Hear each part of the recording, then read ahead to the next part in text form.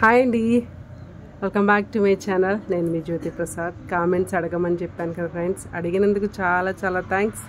And వెంటనే video చేసి పెడుతున్నాను. అండ్ ఇలాగా మనకి ఫ్లవర్స్ కోసమే మనం రోజెస్ తీసుకెళ్తాము.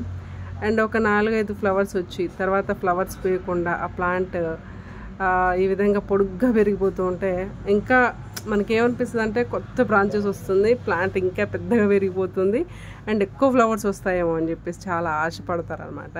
అది వచ్చేసి కలుపు మొక్క ఫ్రెండ్స్. ఈ కలుపు మొక్కని మనము ఫస్టే మనం గుర్తించి కట్ చేసేయాలి. డ్రాఫ్టెడ్ ప్లాంట్స్కి కలుపు మొక్క కంపల్సరీ వస్తుంది. ఈ విధంగా మనము కటింగ్ అనేది చేసేయాలి. ఎందుకంటే ఇది కట్ చేయకపోతే మెయిన్ బ్రాంచ్ అనేది డెవలప్ అవ్వదు. ఇప్పుడు మనకు ఫ్లవర్స్ వచ్చే ప్లాంట్ డెవలప్ అవ్వదు అనమాట. ఈ ప్లాంట్ డెవలప్ అవ్వదు, ఆ కలుపు మొక్క డెవలప్ అయిపోతుంది అనమాట. ఓకే, ఇంకా బ్రాంచెస్ వస్తూ ఉంటాయి, పొడుగ్గా పెరిగిపోతూ ఉంటుంది అనమాట. అండ్ ఒరిజినల్ ఏమో డెవలప్ కాదనమాట. అందుకని వాటికి ఫ్లవర్స్ రావడం ఆగిపోతుంది. ఇందాక ఒక కామెంట్ సిస్టర్ నాకు కామెంట్ చేశారు,